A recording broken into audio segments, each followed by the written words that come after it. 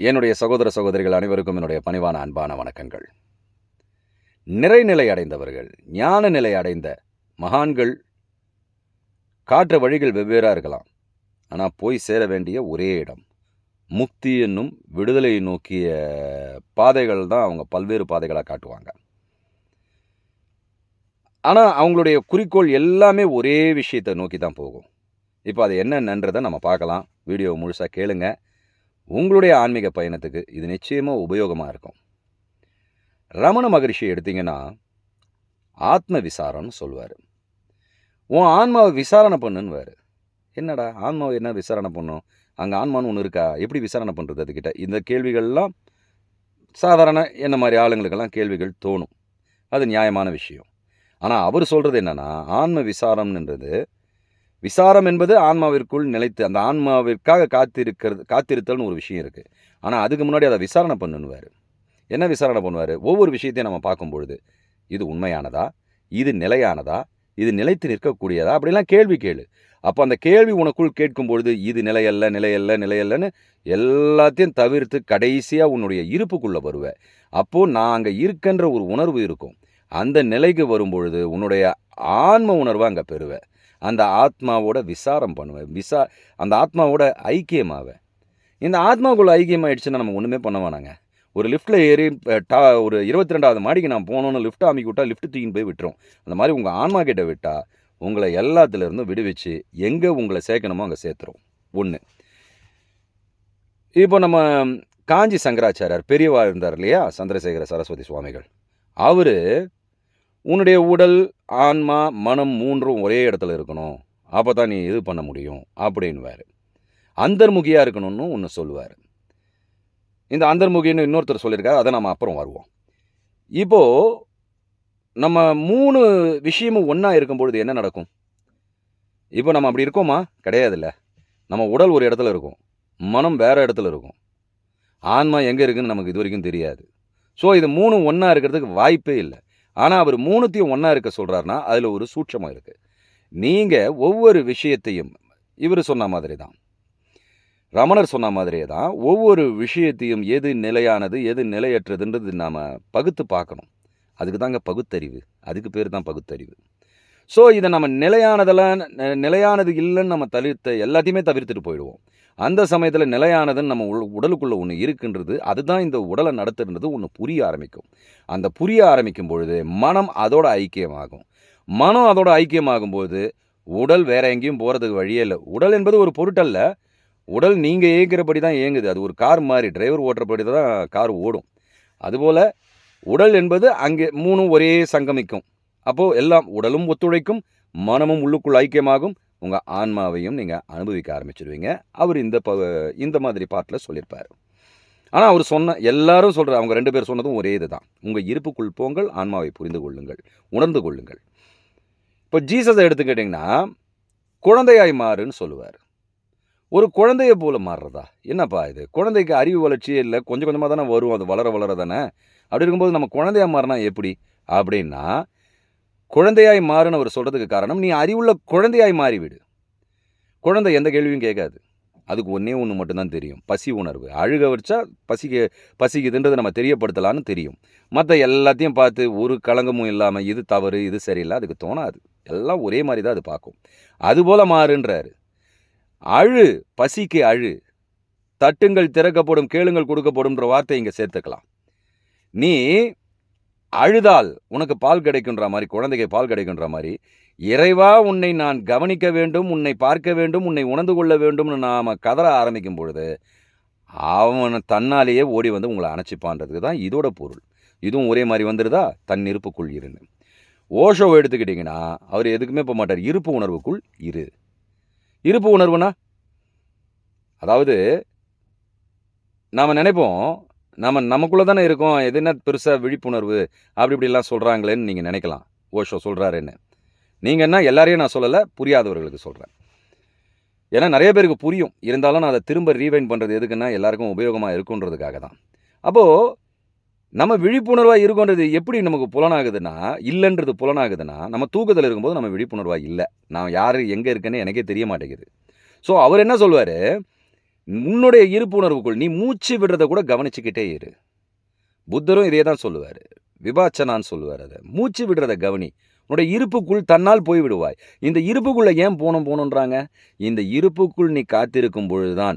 ஏன்னா, உன்னை இயக்கக்கூடிய அந்த ஏன்னா இருப்பு உணர்வு நான் இருக்கேன்ற உணர்வு தெரிஞ்சால் தானே, அதை இயக்கக்கூடியது எதுன்னு என்னால புரிஞ்சுக்க முடியும். அதோடைய பேக்க நான் பார்க்க முடியும். பிஹைண்ட் த ஸ்க்ரீனுன்னுவாங்கல்ல, அந்த இருப்பு உணர்வுல தான் அந்த பிஹைண்ட் த ஸ்க்ரீன்ல அந்த ஆன்மா இருக்கு. நீங்க இருப்புணர்வுக்குள்ள லயிக்கம் போடும்போது, அந்த ஆன்மாவே உங்கள ஆக்டோபஸ் மாரி அணைச்சிக்கும். அணைச்ச பிறகு அந்த ஆன்மா உங்கள கொண்டு போய் சேர்க்க வேண்டிய இடத்துல சேர்த்துரும். இது இவருடைய பாணி. புத்தர் ஆசையை விடுன்னுவாரு. ஆசைதான் அனைத்துக்கும் காரணம்னுவாரு. இவரும் அதே இடத்துக்கு தான் வராரு. ஏன் ஆசை காரணம்? ஒவ்வொரு பொருளையும் ஆசைப்படும் பொழுது, அந்த ஆசைக்கு ஆப்போசிட் துன்பம். இந்த ஆசை நீங்க என்ன ஆசைப்பட்டாலும், அந்த ஆசையில யாராலையும் திருப்தி அடைய முடியாது. அந்த துன்பம் வரும். நாமளே அனுபவிச்சிருக்கோம் இதெல்லாம்.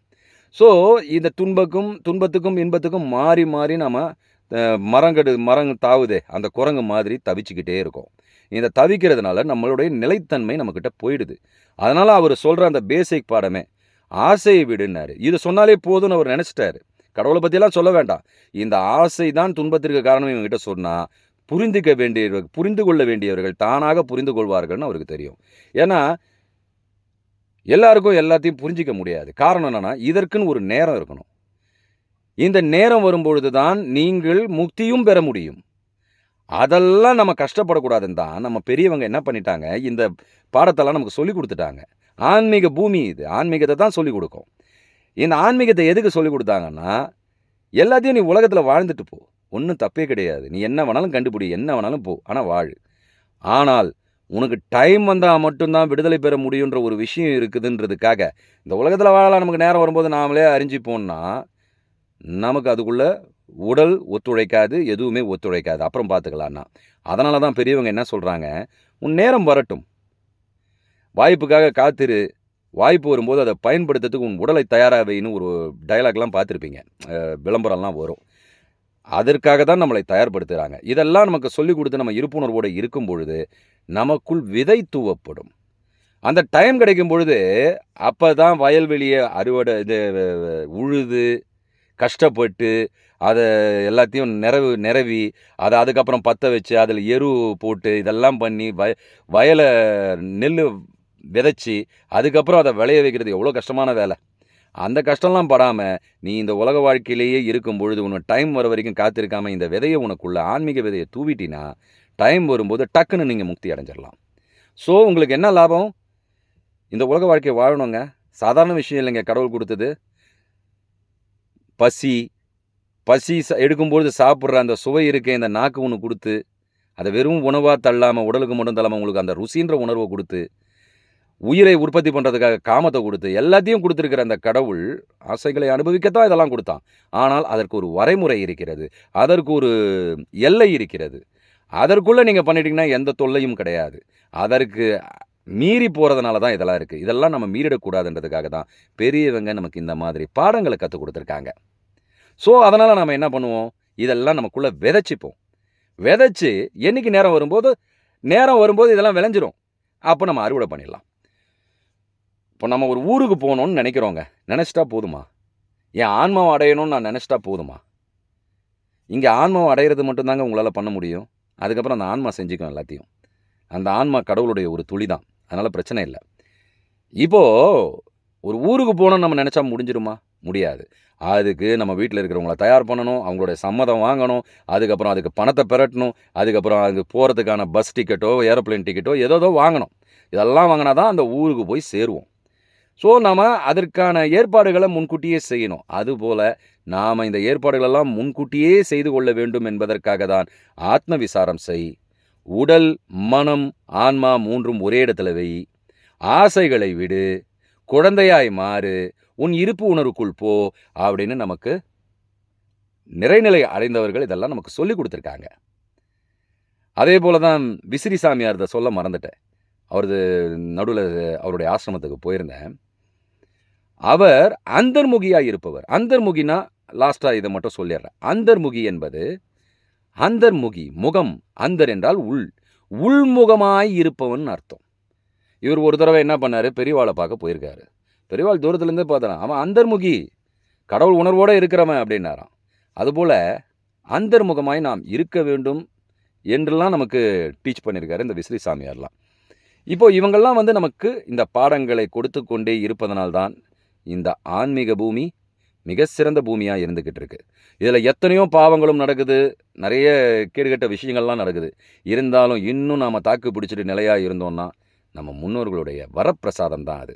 அதனால் ஆன்மீகத்தை நம்ம கேள்வியெல்லாம் கேட்காம, நம்ம முன்னோர்களை கேள்வி கேட்காம, அவங்க சொன்னதை முதல்ல செய்வோம். நம் விதையை நம் மனதிற்குள் தூவுவோம். நிச்சயமாக அது விருட்சமாய் மலரும். மலரும்ட்ட வளரும். நன்றி, வணக்கம், ஜெய் ஹிந்த்.